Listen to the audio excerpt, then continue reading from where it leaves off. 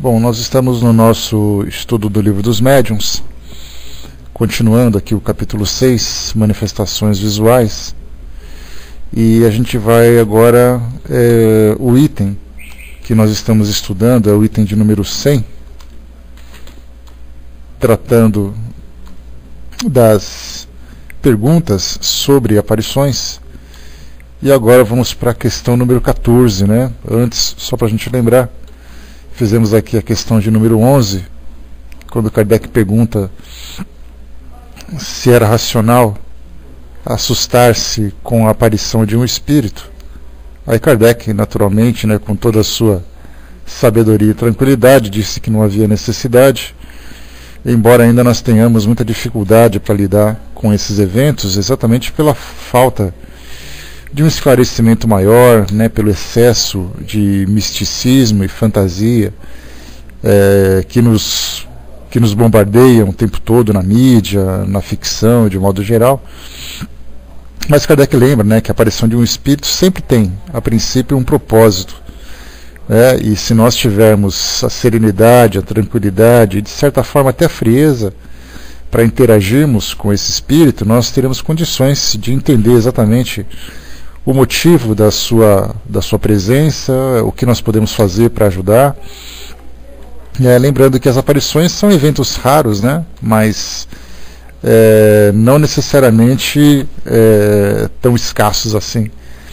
Então nós podemos aproveitar esse momento para ter uma comprovação mais concreta da existência do mundo espiritual, conforme Kardec coloca logo no início desse item número 100, falando que a forma mais patente de se comprovar a existência do mundo espiritual é a presença de uma entidade espiritual, né? E aqui a gente não fala de materialização, a gente fala apenas da percepção de um espírito, né, da visualização de um espírito, ou por uma pessoa, ou por um grupo de pessoas que tenham essa sensibilidade. Na 12ª, Kardec pergunta: aquele que vê um espírito poderia conversar com ele? Então os espíritos respondem que poderíamos perfeitamente conversar, né? E é justamente isso que nós deveríamos fazer nesse caso, perguntando quem é o espírito, o que deseja, o que pode fazer por ele, né?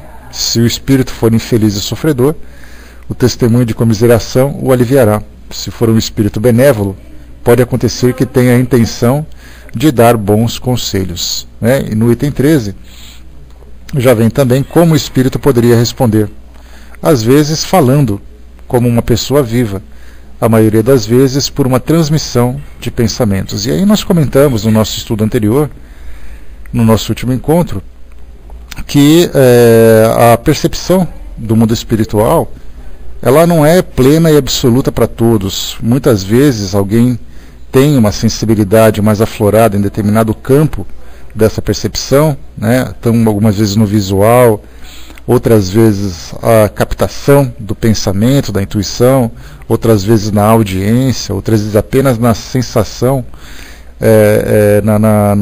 na sintonia, digamos assim, com o espírito e sentindo exatamente o que ele está sentindo. Então nós não temos muitas vezes condições, como temos relatos de pessoas que veem espíritos, mas infelizmente não conseguem ouvi-los, embora eles estejam ali mexendo a boca tentando se comunicar. Lembrando que os espíritos mais desenvolvidos no mundo espiritual têm condições de adentrar, né, no campo da nossa mente e transmitir ali as suas ideias.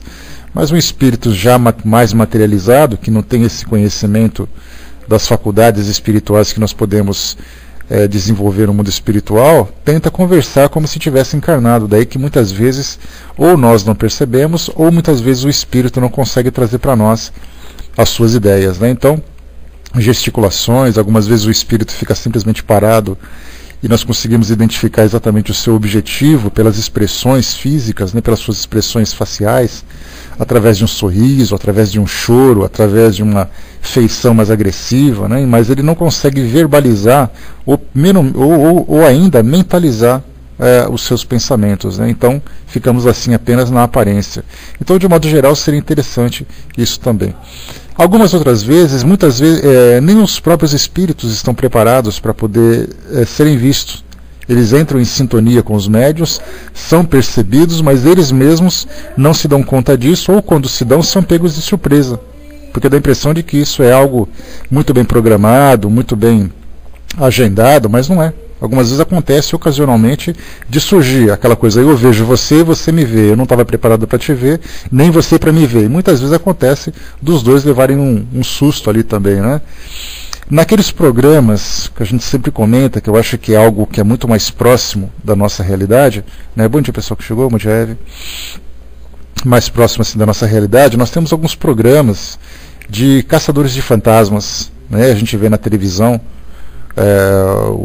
as tentativas dos espíritos de se comunicarem com o mundo espiritual através de equipamentos, através de a presença naquele ambiente em determinado horário, em determinado dia e tudo mais. E ocasionalmente eles acabam registrando algum tipo de manifestação, alguma oscilação no campo eletromagnético, algumas vezes um tipo de sussurro que é captado por um gravador, ou então alguma distorção numa fotografia ou numa filmagem que eles estão fazendo. E aí então, nessa presença, é interessante que o objetivo desses grupos, como a gente sempre comenta, é registrar a presença, né? Mas não necessariamente a intenção de ajudar aqueles espíritos. Então, se você fotografa um espírito, muito bem, você fotografou, você mostra para todo mundo, olha, fotografei um espírito naquele local. E não desenvolve a partir dali.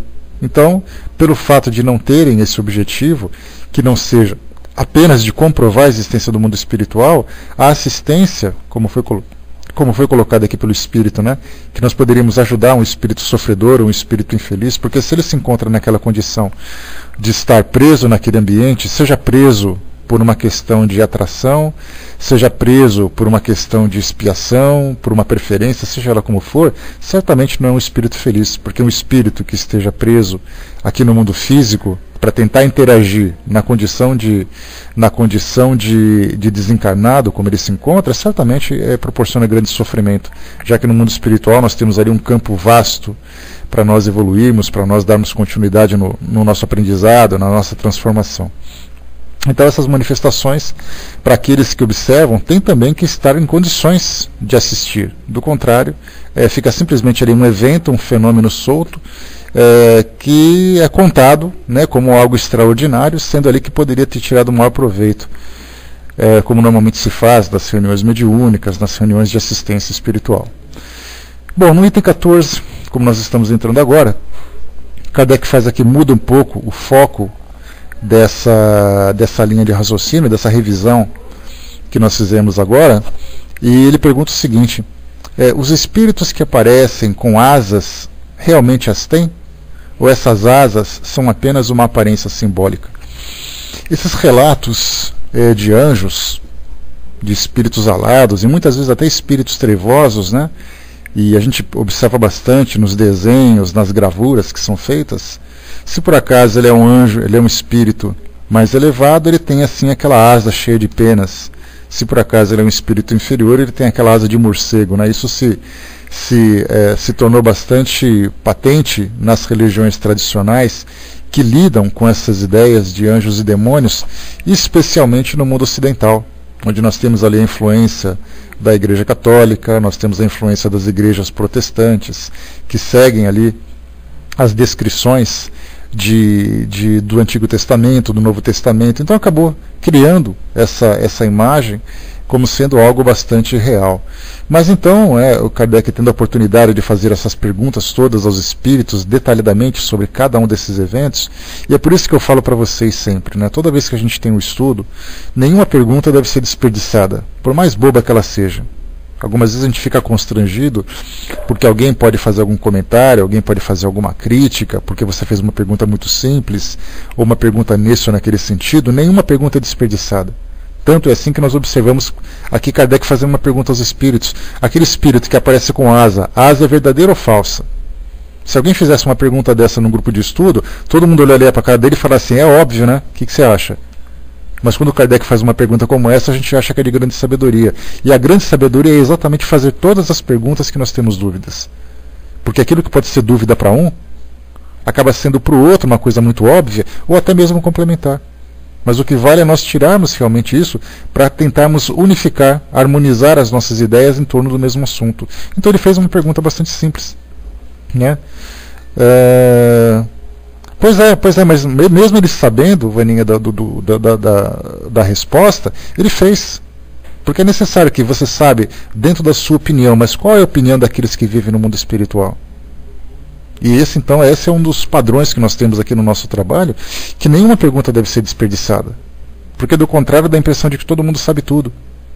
E se for assim, como é que nós vamos lidar com essas dúvidas? Né?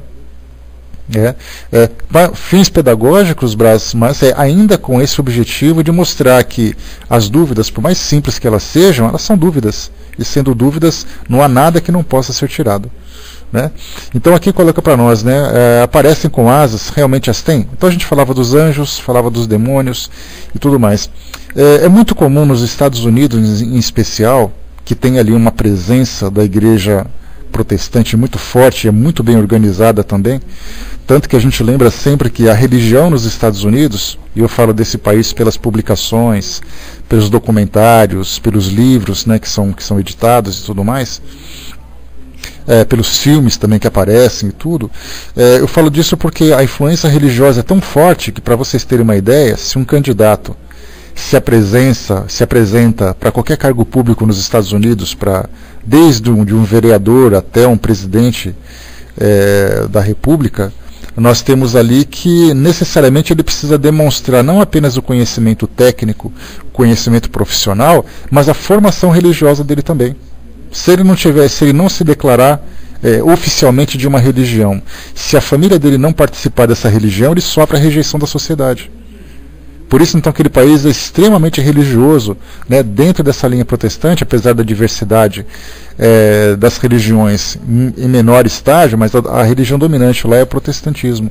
Então a gente vê que se você é um protestante, se você é um evangélico, né, e você segue os estudos do Antigo Testamento e do Novo Testamento, o contato com essas entidades, com essas figuras, é sempre muito constante.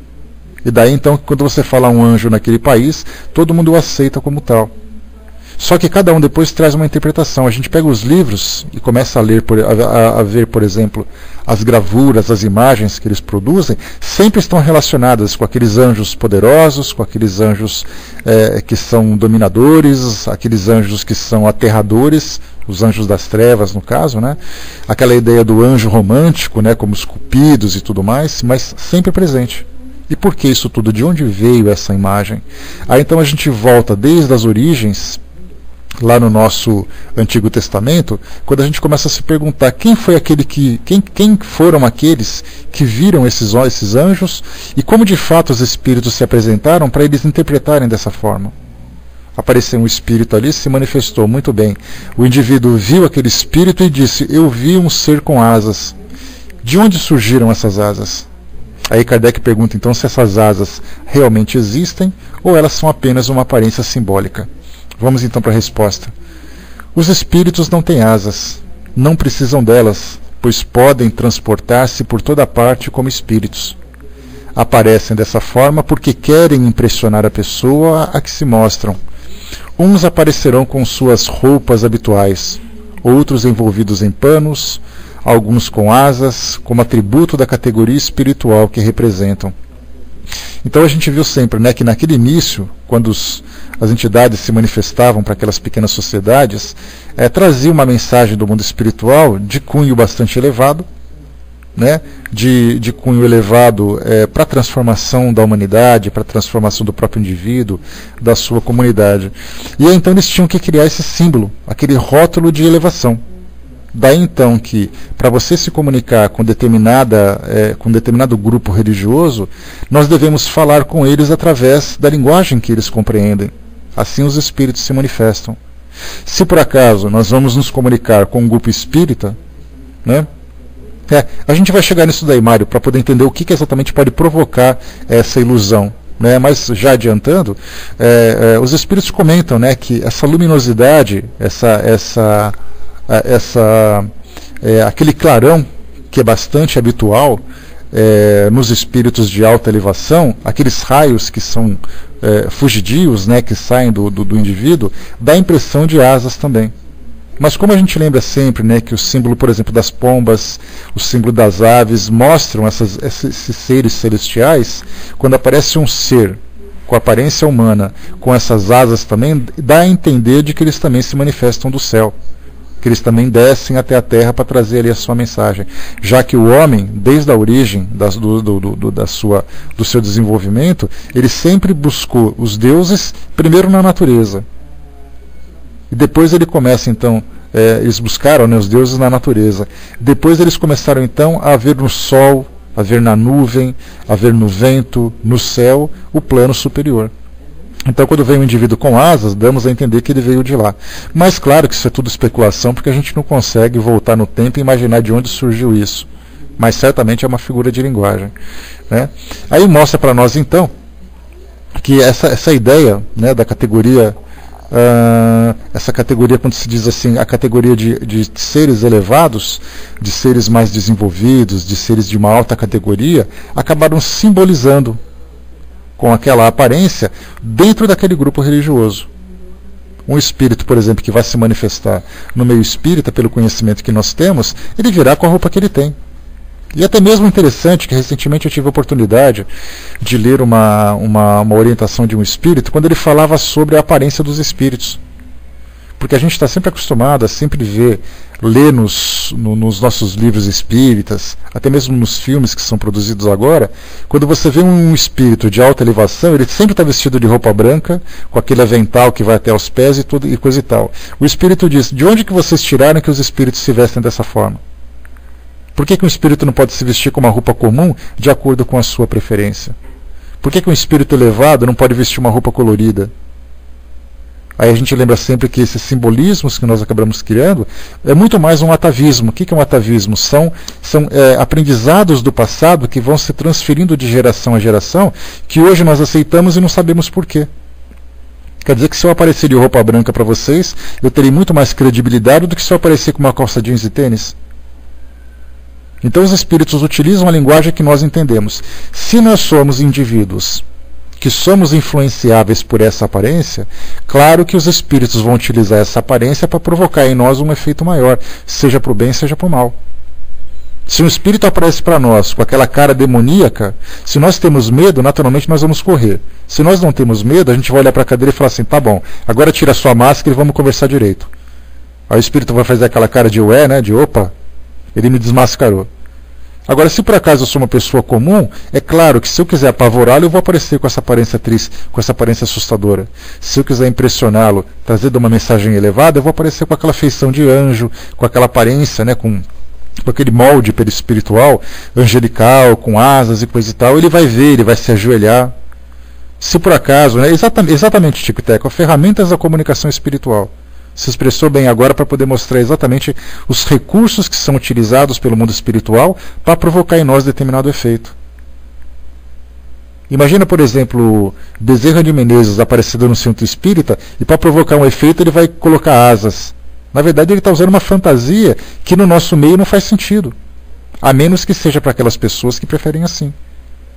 Agora, ao mesmo tempo, tem aquelas pessoas que aparecem com a auréola na cabeça, para mostrar que tem aquela característica de aquela coroa, que na Bíblia vem relatado muitas vezes, que ele apareceu com aquela feição de anjo, uma auréola luminosa na cabeça dele, coisa e tal. Então, cada um utiliza essa linguagem. Se você vai aparecer, por exemplo, para um monge budista, esse anjo não tem sentido. Se você por acaso vai aparecer na África, também não tem sentido, já que eles cultuam os deuses que estão relacionados com a natureza. Se você vai se aparecer, por exemplo, num país nórdico que não segue uma religião cristã, você aparecer de anjo não tem sentido, porque lá eles cultuam os seres que estão também ligados na natureza. Então, assim, cada espírito fala num idioma, e esse idioma se expressa pela sua aparência. Assim que os espíritos nos orientam a respeito dessas manifestações. O Braço colocou para nós, né, mandei um amigo meu, metido a cientista, a foto espiritual de um amigo meu que morreu por acidente. Ele me respondeu que era falsa, porque o espírito estava com roupa colorida. Exatamente essa resposta que foi dada, Brás, né? Por que a gente acha que um espírito elevado tem que ficar usando camisola? Porque é uma camisola aquilo que você usa. Né? Quer dizer que se eu tiver com uma roupa normal, porque eu desencarnei, eu plasmei na minha mente uma aparência comum, como eu tinha antes, e nós lembramos que isso é bastante frequente no mundo espiritual. Kardec traz para nós vários relatos na Revista Espírita, no livro Céu e Inferno, mostrando que, por exemplo, espíritos que eram militares continuam mantendo essa aparência militar, porque a sua mente produz essa característica. Se eu sou um espírito ligado a uma determinada cultura, eu continuo me manifestando daquela forma. A gente tem, por exemplo, independente da natureza ou dos ensinamentos, mas o espírito Ramatiz, por exemplo, que tem uma tradição indiana, os relatos de aparições de Ramatiz para os médiuns videntes era exatamente com um turbante, com uma roupa característica do lugar que ele vivia. E assim cada um se manifestando dessa forma. Se por acaso um espírito tem uma tradição, uma ligação com religiões de tradições africanas, ele vai se manifestar com todos os seus adereços, com toda a sua roupa, da forma como ele se manifestava quando estava encarnado.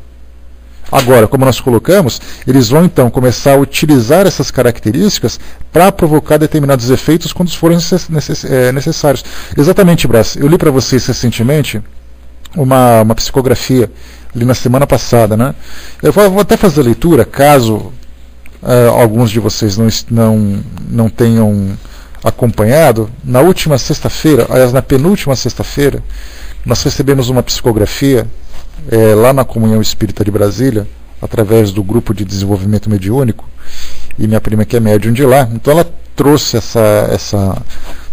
essa psicografia para nós analisarmos, né? Então, como eu sempre peço para ela, para que ela traga, né, aquilo que ela viu, aquilo que ela percebeu de detalhes do fenômeno em si, e depois a mensagem.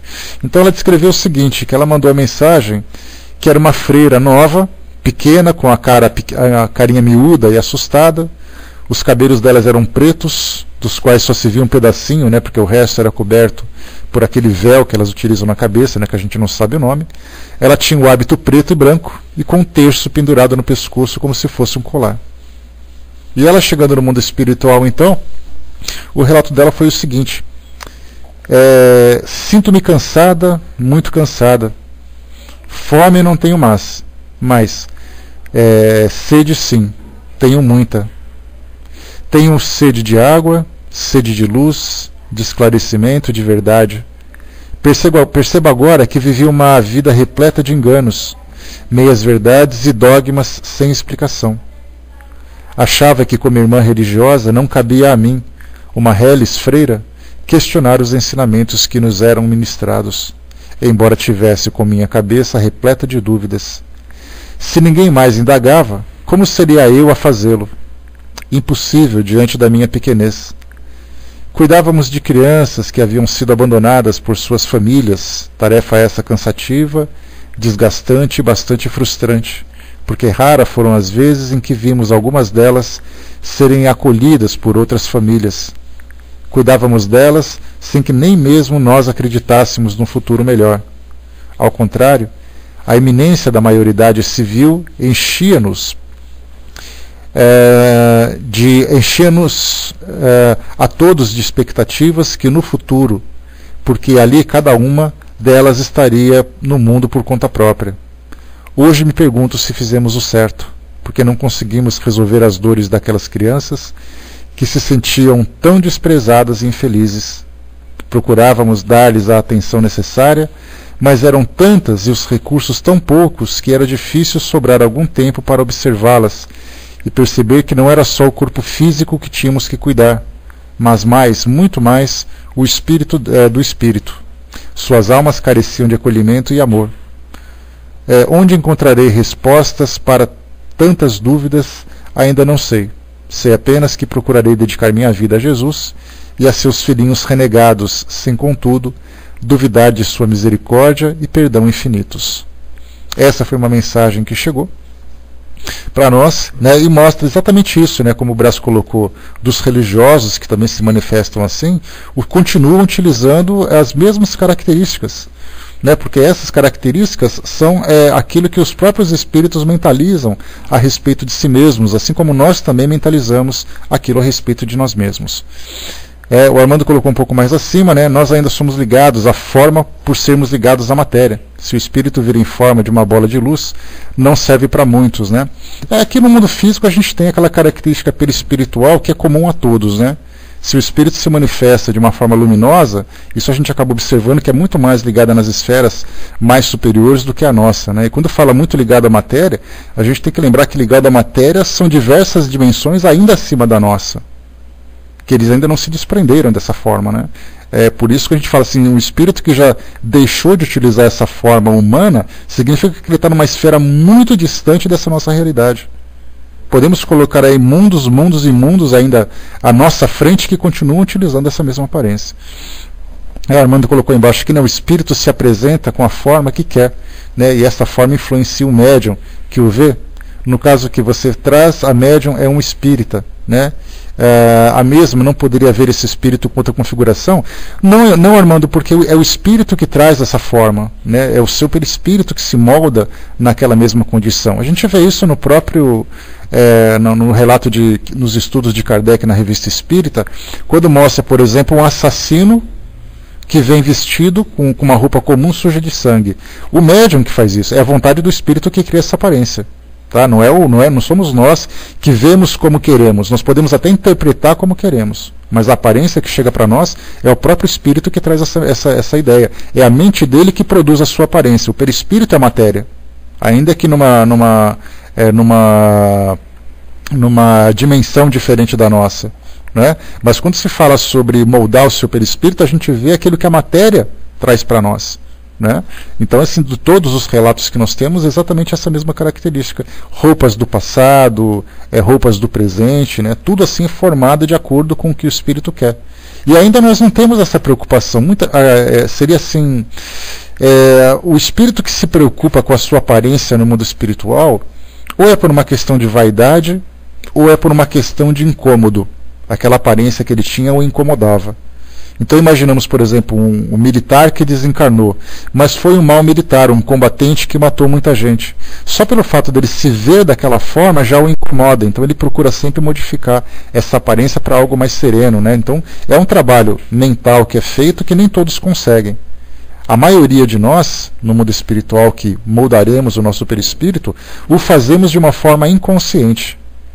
Quer dizer, você chega no mundo espiritual já com aquela aparência porque você se vê daquele jeito. Depois que você se viu daquele jeito, caso seja necessário, caso seja o seu interesse e tenha conhecimento para isso, ele começa então a modificar essa aparência. Mas que no mundo espiritual tem pouco valor, pelo menos para os espíritos comuns. Se torna muito importante para aqueles espíritos que passaram por experiências problemáticas no mundo espiritual, que querem, né? Inclusive até mesmo a sua aparência facial é transformada em alguns casos, como por exemplo no caso de perseguições, de obsessores, que eles vão em busca daquele indivíduo. Então há essa transformação muito mais por proteção. E já nos casos de tarefas e missões que os espíritos desempenham, essas transformações são temporárias, né? Ele se reveste com aquela aparência, realiza aquele trabalho e depois ele volta para a sua aparência tradicional.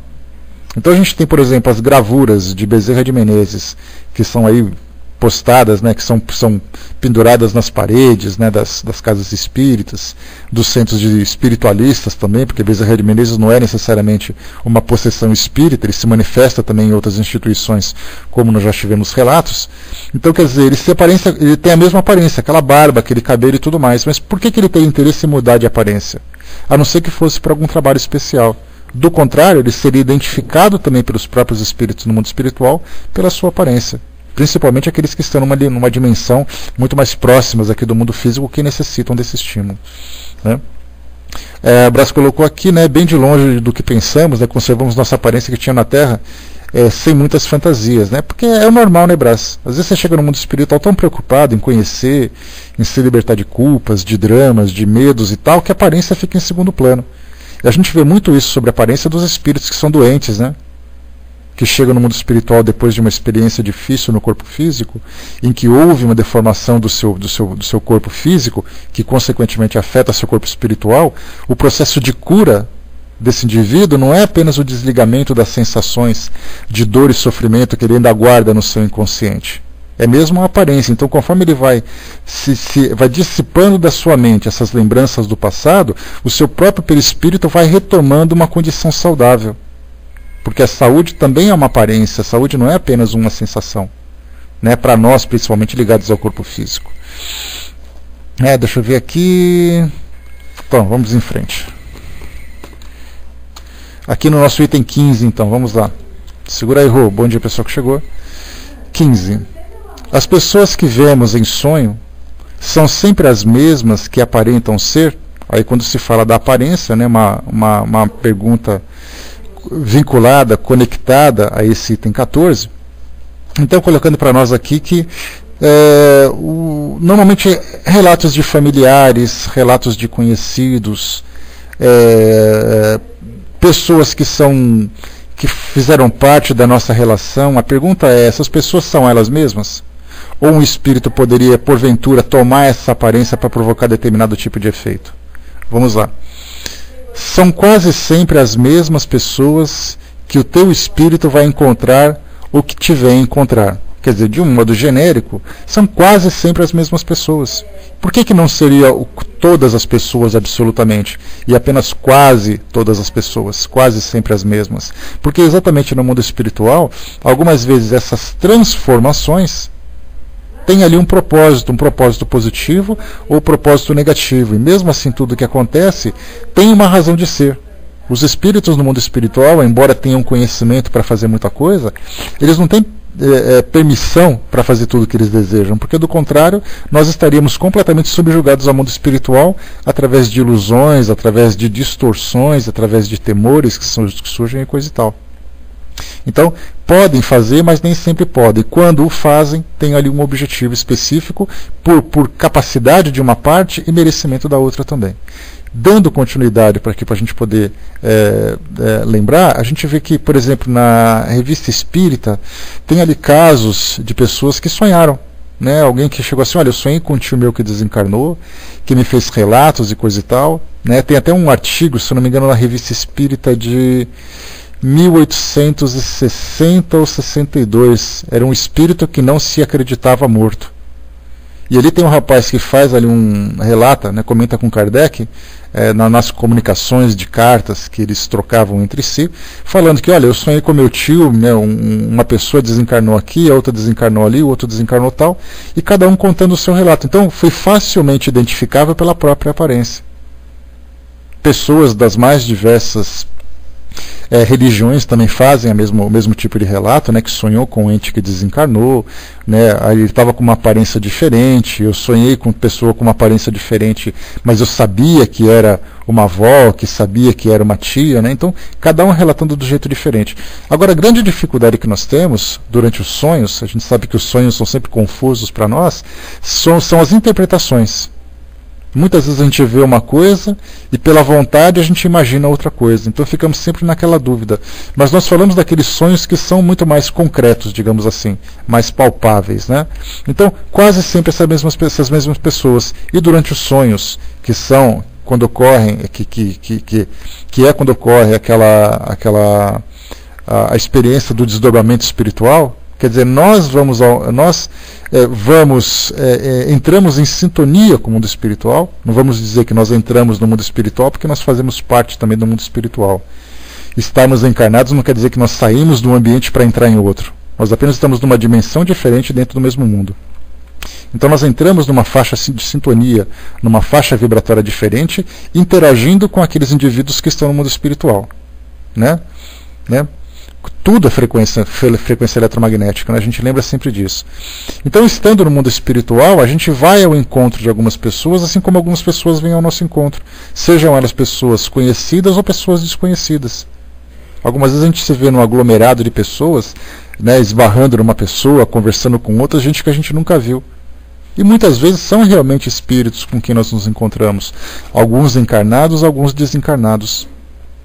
Tem um relato muito interessante, só para vocês terem uma ideia, no livro Transição Planetária, de Divaldo Franco, né, a psicografia de acho que é Manuel Filomeno de Miranda, se eu não me engano.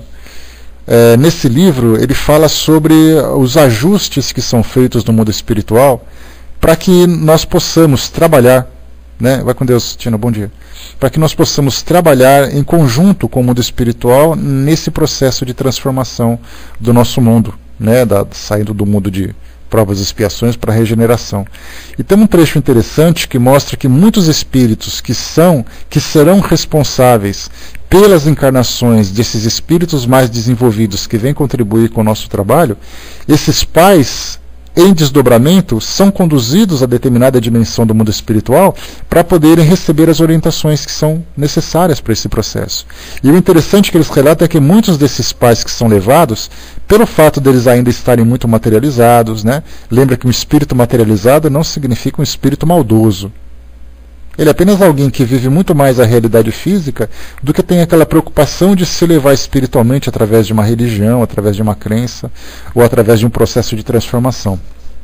E esses espíritos, quando são conduzidos para o mundo espiritual, eles acabam ficando meio desorientados, dá a impressão de que eles vão assim como se fossem naquele estado de torpor. Eles ouvem, mas eles respondem com uma certa dificuldade de lucidez, mas eles absorvem o ensinamento, mas eles não têm lucidez para poder falar assim que realmente eu estive lá, eu vi. Quando voltam para o mundo físico, eles têm aquela sensação de que estavam em algum lugar, conversando com alguém, guardam algum tipo de sensação e tudo mais. Então nós estamos no mundo espiritual, nós não temos ainda essa facilidade de termos essa clareza, como acontece com o Divaldo Franco, com Raul Teixeira, com a Dona Ivone, com o Chico Xavier, que chegam no mundo espiritual e trazem relatos para nós nos seus livros que são muito claros. São claros, são bem detalhados, são lúcidos, enquanto que a maioria de nós vamos naquela condição de sonolência. Né? Aquela coisa assim de onde eu estou, quem sou eu, que coisa que está acontecendo, né? Coisa parecida. Como acontece também, muitos casos que pessoas que estão em desdobramento, como a gente já estudou sobre isso, você está dormindo, tem ali uma vida comum, aí então você passa por esse processo de emancipação, ou de desdobramento, ou de viagem astral, seja lá como você denomine, só que o espírito se levanta, se senta na beira da cama e fica ali durante horas. Ele fica sentado na beira da cama pensando nas coisas. Ele não necessariamente viaja para o mundo espiritual para encontrar pessoas ou ambientes. Ele simplesmente fica ali sentado, pensando, depois ele volta a dormir, volta para o seu corpo físico, acorda, já libera o braço. Aí ele acorda e fala assim, nossa, eu tive um sonho que eu fiquei pensando o tempo todo dos meus problemas. Quer dizer, ele mesmo emancipado, ele continua ainda pensando nos problemas, porque ele ainda não reconhece o seu potencial como espírito liberto. Né? Então, nesse caso, a gente lembra que os espíritos continuam a ser aquilo que eles são. Somente em casos especiais, como a gente vai ver um pouquinho mais abaixo. Né? Deixa eu ver aqui. Só vou passar para o Brás, Mário, já volto para poder ali responder a sua questão. Tá legal? Rapidinho, então. Com você, Brás.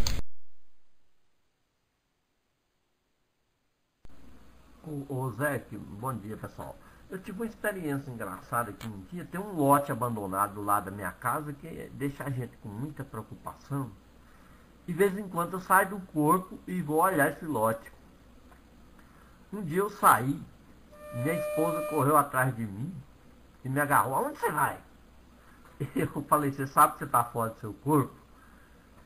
Ela, vem você com sua bobagem, né? E virou para trás e caiu no corpo de uma vez. No outro dia eu perguntei a ela se ela tinha registrado aquilo, ela não viu nada. Eu ri demais da bronca que ela me deu. Vem você com sua bobagem, né? E voltou, e dali ela caiu no corpo de uma vez. E no outro dia eu falei, você viu que você saiu do corpo, me acompanhou lá? Não, vi nada não. Ela não gosta nem de tocar nesses assuntos. Obrigado, é só isso que eu queria.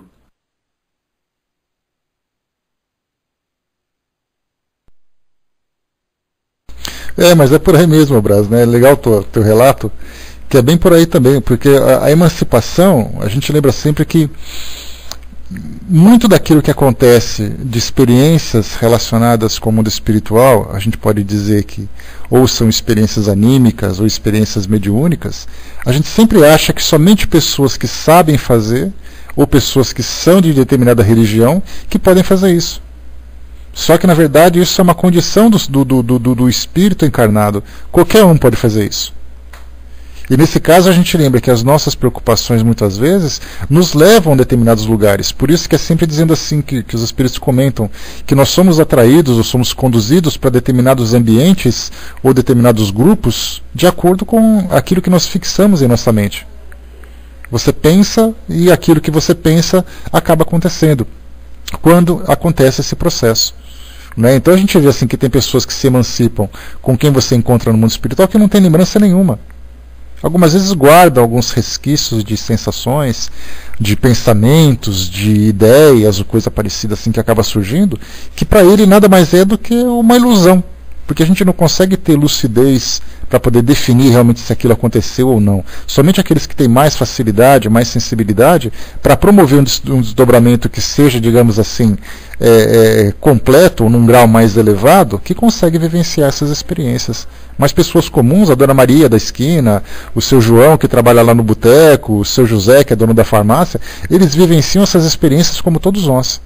Só que muitas vezes não relatam, né? Porque eu vou ficar contando meu sonho para todo mundo só quando realmente é alguma coisa muito marcante. Do contrário, nada mais é do que uma fantasia na mente dessas pessoas. O Mário perguntou lá em cima, tem algumas dúvidas quanto a distinguir quando realmente uma visita e quando do meio inconsciente. Como distinguir isso? Olha, normalmente, Mário, as pessoas que têm essas experiências, elas relatam que elas são realmente experiências vivenciadas pelo espírito quando elas acontecem com frequência. Se por acaso você tem uma fantasia aqui, uma fantasia ali e tal, é difícil você definir, porque não tem uma regra. Você não tem como ter um carimbo atestando aquilo como realmente acontece. É algo muito subjetivo. Tem pessoas que têm essas experiências tão frequentes que, por mais estranha que possa parecer, por mais superficial que seja determinada situação, ela sabe que ela viveu aquilo como espírito. Já para outros que não têm experiência, por mais concreto que seja, não consegue. A gente recebe no atendimento fraterno, por exemplo, pessoas que dizem assim, olha, eu sonhei com a minha avó que desencarnou e a gente se abraçou, e quando eu acordei, eu acordei com a sensação de realmente tê-la abraçado. E ela pergunta para nós, isso foi real ou foi apenas um sonho? O que a gente faz é orientar, olha, isso pode ser um, pode ser outro. Vai depender do grau de experiência que você tem, da afinidade que você tinha com aquele espírito, depende de uma série de elementos, então a gente não tem como provar. Porque como eu falei para vocês, o limiar entre a realidade e a fantasia na nossa mente é muito tênue, isso a gente não sabe definir. Então as coisas, para podermos ter certeza, elas têm que ser muito claras. Do contrário, ela pode ser apenas uma saudade que produziu uma lembrança de uma experiência do passado, que muitas vezes você nem se lembrava mais.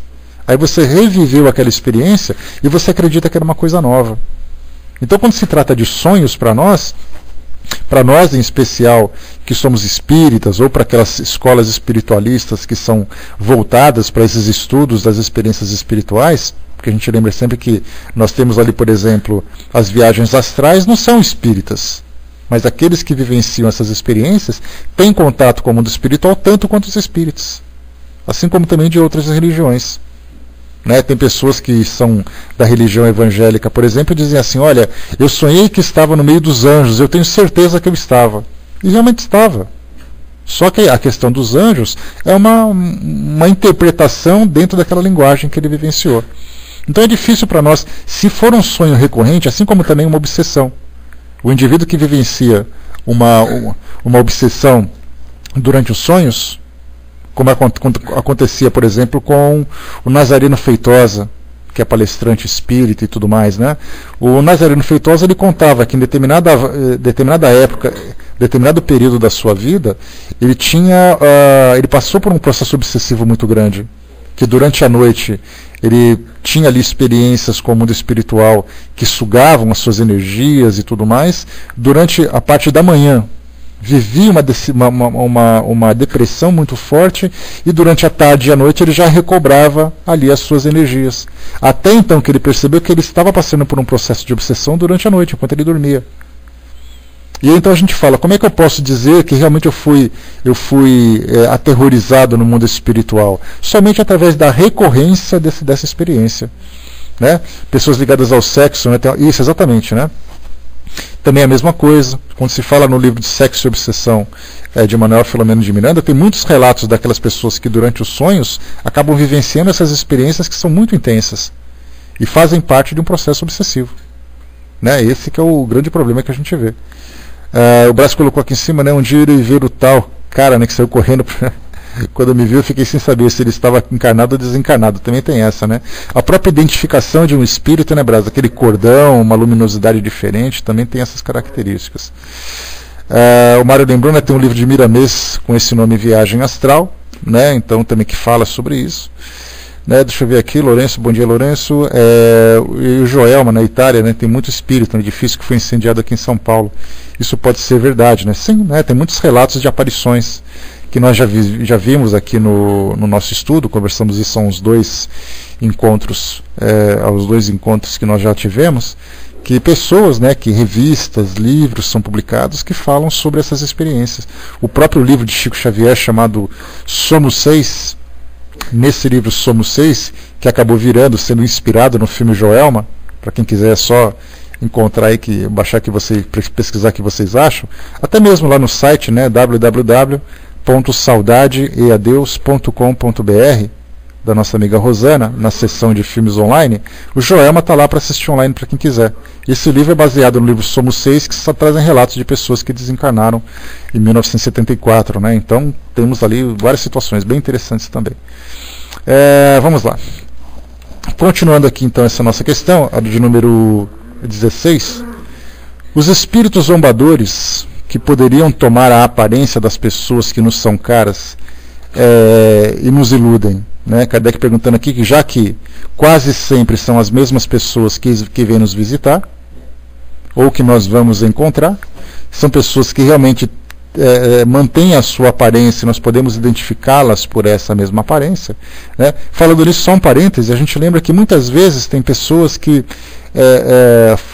famílias que tiveram desencarne de crianças, de adolescentes, que esses espíritos, ao retornarem para o mundo espiritual, eles vão se reconstituindo naquela aparência que é mais adequada para o desenvolvimento de suas atividades e não mais como crianças, mas que quando visitam suas famílias, trazem essa imagem de crianças para poderem ser identificados.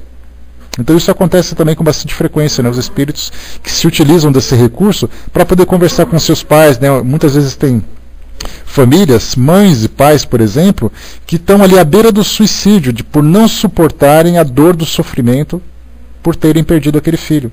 E esses espíritos, ao desencarnarem, vão retomar ali as suas...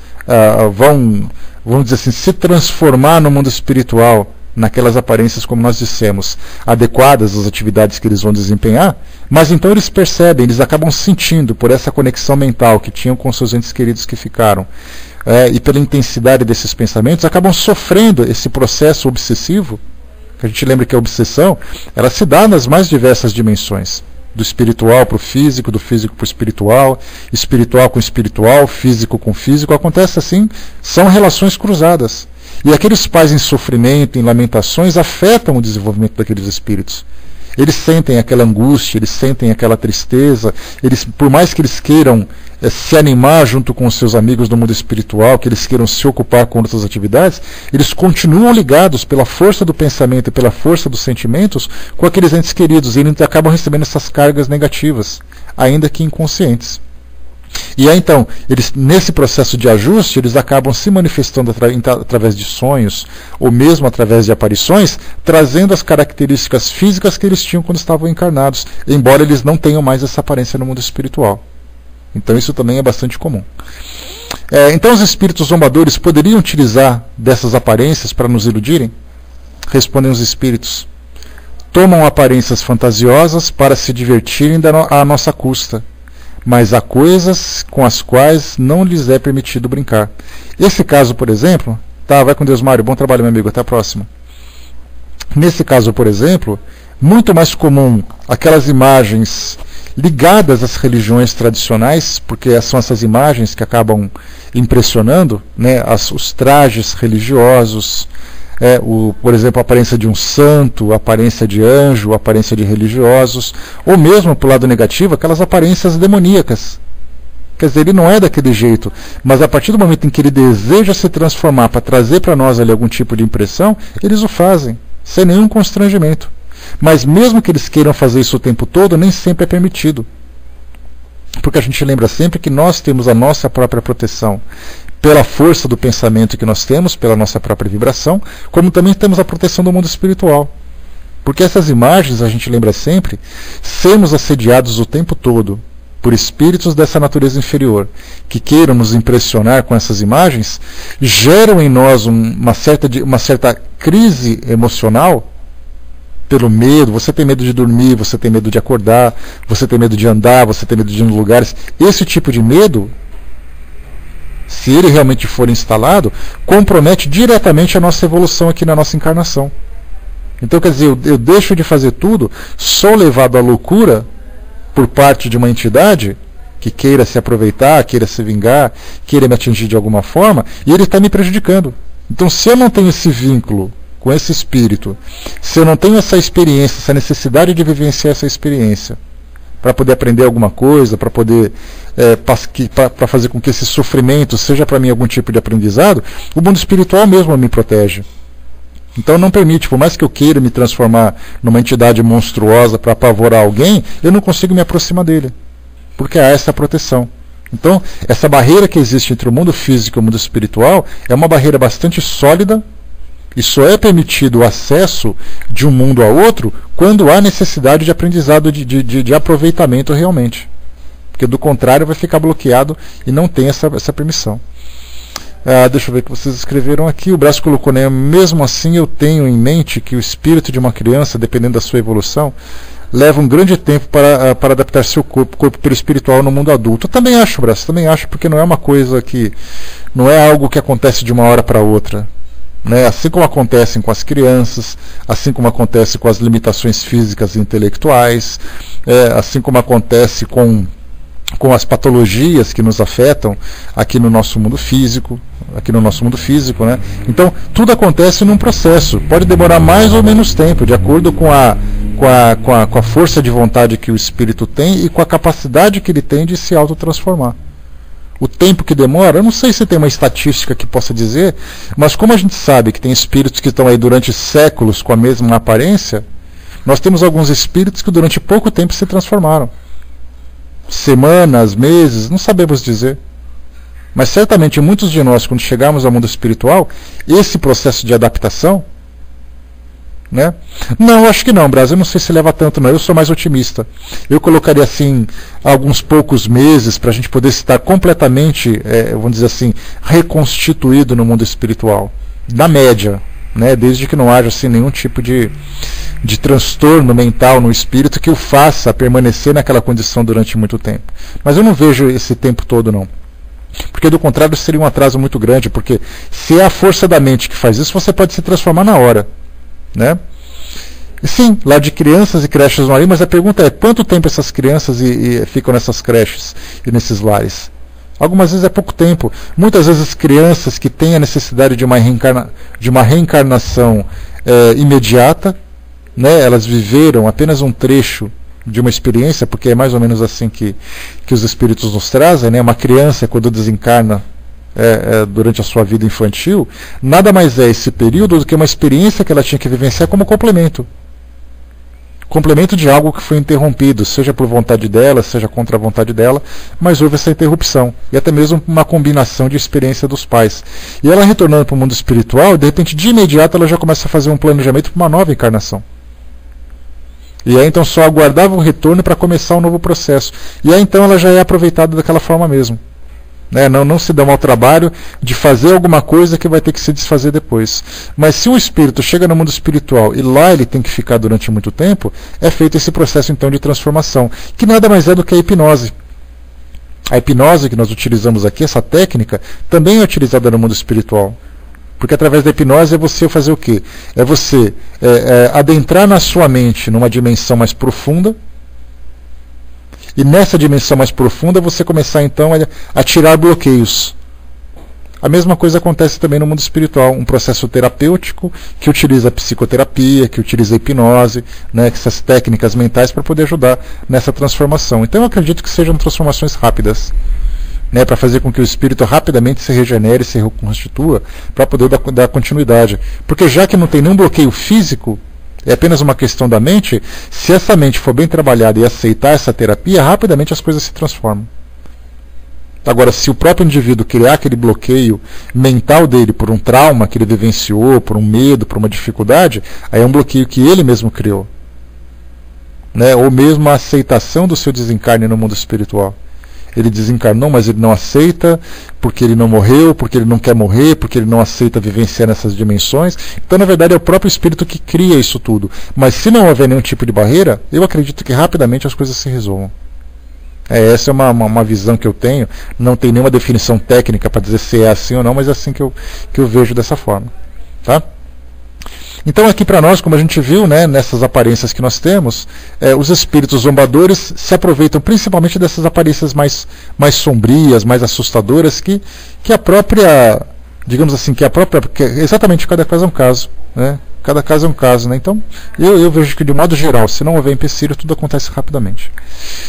Então, assim, a gente vê que aquilo que a fantasia, aquilo que os mitos, né, acabam sendo criados, né, ou o misticismo acaba criando na nossa mente, acaba colocando em nós determinadas barreiras. A gente pode ver pelos próprios simbolismos. Né? Se hoje você vai entrar num ambiente e esse ambiente tem um desenho na porta, um desenho de uma cruz, um desenho de uma coisa, de um tridente, um desenho de chifres, um desenho de fogo, só de você olhar para aquilo lá já te provoca algum tipo de medo. Então, como nós temos na nossa imagem, no nosso banco mental, digamos assim, na nossa memória, imagens já que provocam determinados tipos de efeitos, e os espíritos sabem disso, se aproveitam dessas aparências para nos trazerem ali, né, algumas surpresas desagradáveis, alguns medos, né? Pessoas que falam que sonharam, pessoas que dizem que sonharam com demônios, sonharam com animais, sonharam com isso, sonharam com aquilo. Se esses sonhos sendo reais, nada mais são, né, esses encontros nada mais são do que transformações que esses espíritos promoveram para poder influenciar aquele que era o alvo dessa perseguição. Item 17, vamos em frente. Como o pensamento é uma espécie de evocação, compreende-se que possa atrair o espírito.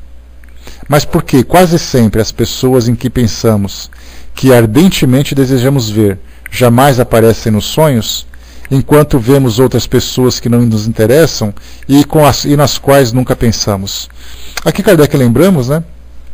Por que isso acontece quase sempre, da gente desejar ter esse encontro? Principalmente com pessoas que são queridas para todos nós, né? Pessoas que nós... pessoas das quais nós nos separamos, né, pelo processo da desencarnação, e a gente fala assim, eu queria tanto sonhar com ele o tempo todo, eu queria tanto ter a presença dele, eu queria tanto isso, tanto aquilo, e nem sempre acontece. E aqui, né, o que foi colocado para nós, né, a pergunta que Kardec coloca, né, desejamos ver, mas ninguém aparece, enquanto que outras aparecem sem que nós, né, sequer pensemos nessas pessoas. Vamos para a resposta dos espíritos aqui. Os espíritos nem sempre têm a possibilidade... depois você relata para nós, Didmar, vai ser legal conhecer. Né? Os espíritos nem sempre têm a possibilidade de manifestar-se visivelmente, mesmo em sonhos e apesar do desejo que tenhamos de vê-los. Causas independentes da sua vontade podem impedi-los. Quase sempre é também uma prova que o mais ardente desejo não pode afastar. Quanto às pessoas que não interessam, embora não pensei nelas, é possível que pensem em vós. Aliás, não podeis fazer uma ideia das relações do mundo dos espíritos, onde reencontrais uma multidão de conhecidos íntimos, antigos e novos, dos quais nem tendes a menor ideia quando acordados. A gente lembra sempre que esses encontros com o mundo espiritual, eles podem ser benéficos como eles podem ser prejudiciais. Nem tudo é tão cor-de-rosa, nem tudo é tão perfeito como a gente imagina. Um caso que nós podemos imaginar é alguém, por exemplo, que desencarnou, necessita no mundo espiritual de liberdade, de ação para poder se desenvolver, para poder crescer, para poder se desprender dos seus sofrimentos e coisa e tal. Alguém no mundo físico que acabou vivenciando essa experiência da separação dessa pessoa do mundo espiritual, tem ali uma fixação muito grande por ela, uma saudade muito grande, uma dor muito grande.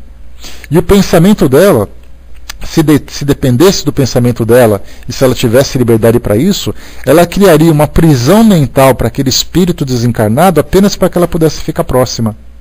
Eu quero todas as noites sonhar com ele.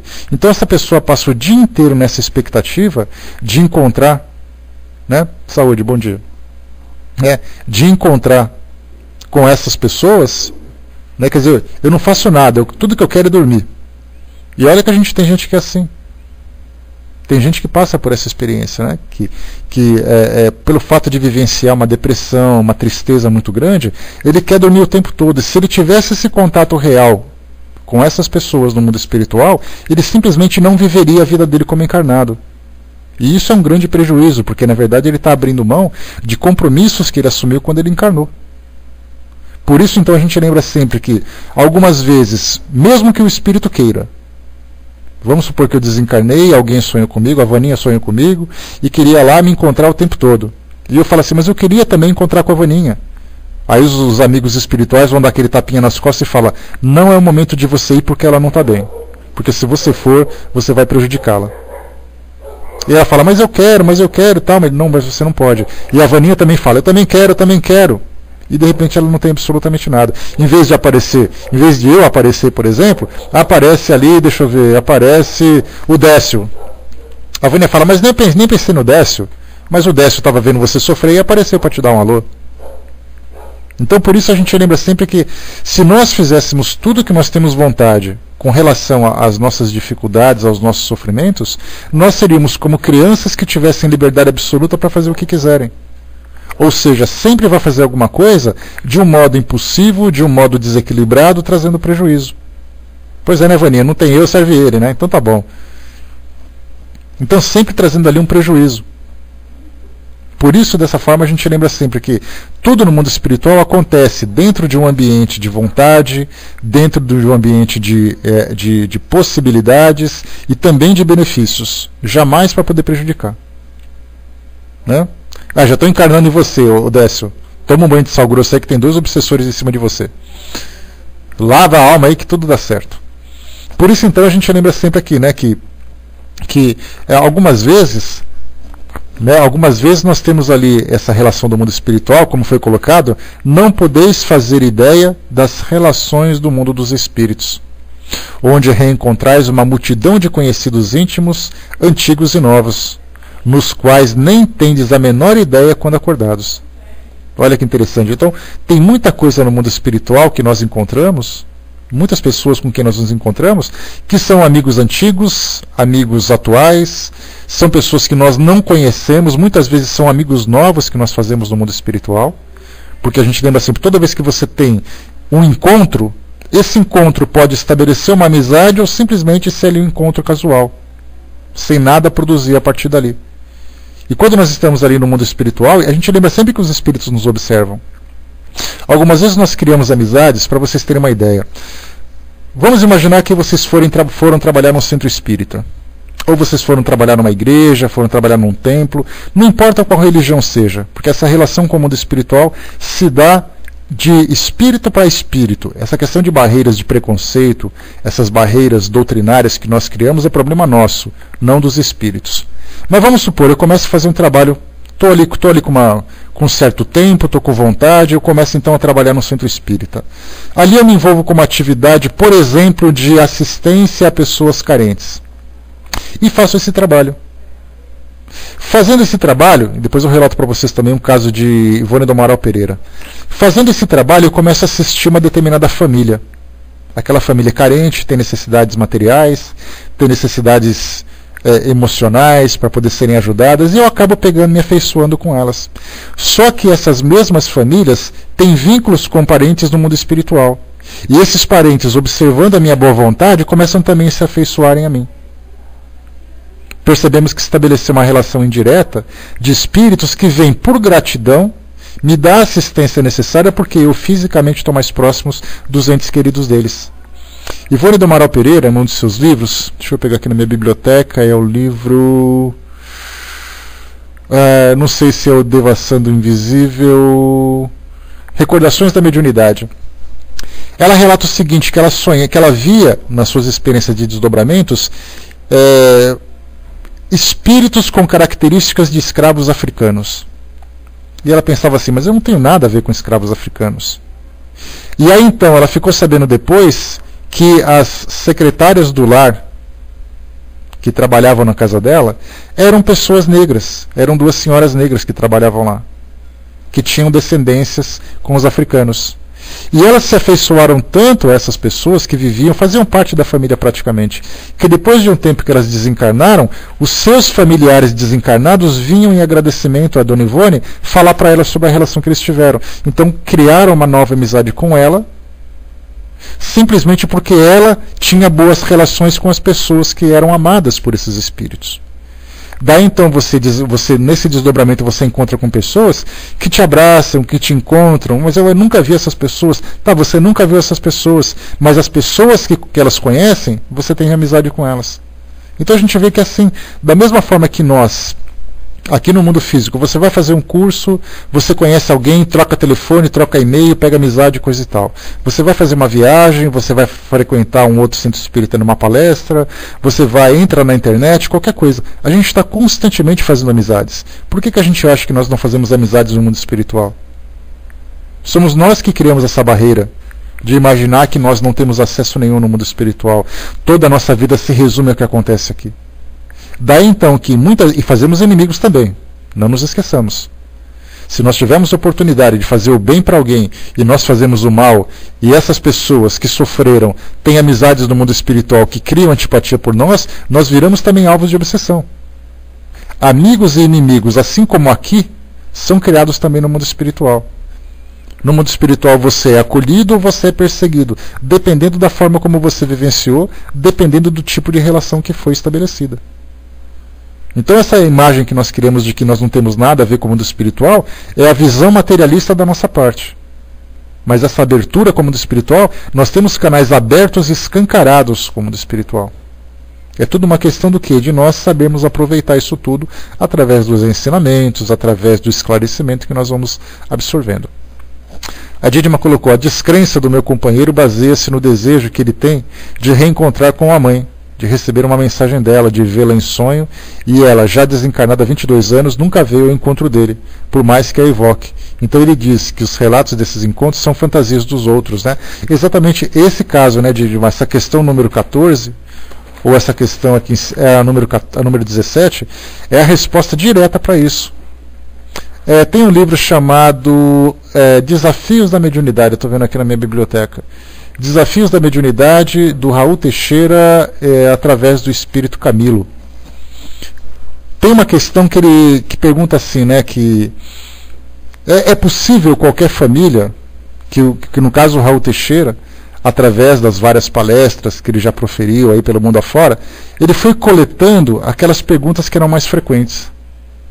E depois de ter essa pergunta, ele elaborou um questionário e submeteu ao Camilo, que, baseado no Livro dos Espíritos, na codificação, trouxe para nós uma resposta. E ele colocou assim, né, tem famílias que vão aos centros espíritas pedindo comunicação e elas não chegam. Por que isso acontece? Camilo, embora muito sereno, foi muito direto. Ele disse assim: essas pessoas nunca se preocuparam com o mundo espiritual. Por que elas se acham merecedoras de agora receberem alguma coisa? Aí a gente para daquela congelada assim na respiração, né? E fala assim, ele tem razão. Eu nunca dei a mínima para o mundo espiritual. Eu não me espiritualizei, eu não fiz nenhum tipo de trabalho que possa me elevar, me dar merecimento para isso. Aí de repente alguém desencarna e eu começo então a evocar tudo quanto é santo e falar assim, traz minha mãe para cá, traz minha mãe para cá. Eu nunca fui em busca de ninguém no mundo espiritual, porque agora é o mundo espiritual que tem que me servir. Eu não conquistei merecimento para isso. Então essa resposta ela é direta, mas ela é muito realista. Tudo para nós é uma questão de merecimento. É uma questão de muitas vezes que algumas pessoas intercedem por nós, a gente tem essas intercessões. Que no mundo espiritual nós temos ali um familiar, um amigo próximo, que observa o nosso merecimento, então eles entram em contato ali com os orientadores dos trabalhos que são feitos e dizem assim, olha, eu sei que ele não está merecendo, mas se houver esse contato, isso vai ser muito benéfico para ele. É possível eu colaborar com isso tudo? Então nós temos as concessões. Porque se dependesse de nós, nessa nossa crença, do modo como nós estabelecemos no mundo espiritual, nós não teríamos nada, nenhum tipo de merecimento, porque eles são completamente indiferentes para nós. A gente só vai lá para pedir, nós parecemos pedintes. A prece de agradecimento acontece ali de 5%, de pedidos 95%. 5% a gente faz um louvor ou outro ali para poder reconhecer a grandeza dos espíritos, de Deus e coisa e tal. O resto é assim, me conceda, me ajuda, me dê. E dos pedidos mais absurdos ainda por cima. Eu queria aquele emprego, se esquecendo que tem alguém ocupando aquela vaga, né? Então ele queria que alguém fosse demitido para ele ser contratado. Faz aquela pessoa gostar de mim, Senhor, eu faço até palestra, obrigando Deus a mudar o sentimento de alguém para poder satisfazer a carência daquela pessoa. Aí de repente acontece alguma coisa, ela vem, eu queria tanto falar com a minha mãezinha. Você nunca fez nada para poder merecer isso. Por mais que a mãe queira, o filho tem que vivenciar essa experiência do silêncio do mundo espiritual para que ele mesmo possa se espiritualizar. É o caminho contrário. Não é o mundo espiritual que tem que vir aqui nos convencer de alguma coisa. Somos nós que temos que nos aproximar do mundo espiritual. Já recebi uma resposta como essa, não pensem que é tão simples assim. Eu perguntei assim, porque não seria mais fácil se o mundo espiritual se revelasse? A resposta foi bem clara para mim. Você não tem que ser como São Tomé, tem que crer para ver. Você tem que crer, que tem que ver para poder crer. Você tem que crer para poder ver. É diferente. O mundo espiritual se manifesta para quem tem interesse por eles.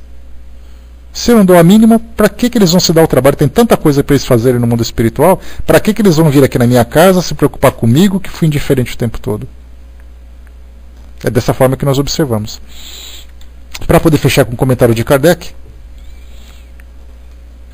Pois é, e nós somos ingratos também, né, Didima? Porque eles fazem tanto por nós e nós muitas vezes... foi o acaso, ninguém fez, eu fiz e aconteci. Nota de Kardec. Quando não há nenhum meio de controlar as visões ou aparições, podemos sem dúvida levá-las à conta de alucinações. Mas quando elas são confirmadas pelos acontecimentos, não poderíamos atribuí-las à imaginação. Elas são, por exemplo, as aparências no momento da morte, em sonho ou estado de vigília, de pessoas em quem não pensávamos e que, por diversos sinais, revelam as circunstâncias absolutamente inesperadas do seu falecimento. Viram-se tantas vezes cavalos empinarem e empacarem diante de aparições que assustavam os cavaleiros. Se a imaginação é alguma coisa entre os homens, seguramente nada é para os animais. Aliás, se as imagens que vemos em sonho fossem sempre consequências das preocupações de vigília, nada explicaria o fato tão frequente de jamais sonharmos com as coisas em que mais pensamos. Exatamente isso, né? Se a nossa mente produzisse sempre uma imagem que nós desejamos intensamente, nós podemos viver no mundo espiritual como se isso fosse uma droga. Eu fixo o pensamento, fixo, e teria ali os sonhos dos mais diversos. E pela nossa criatividade, pelo nosso nível evolutivo, dá para a gente ter uma ideia do tipo de sonho que a gente ia ter. Quem a gente ia sonhar, o que a gente estaria fazendo com esse sonho. E eu não falo só de sexualidade, não. Eu falo assim das mais diversas situações. De atormentar, de perseguir, de simplesmente ficar ali fantasiando situações.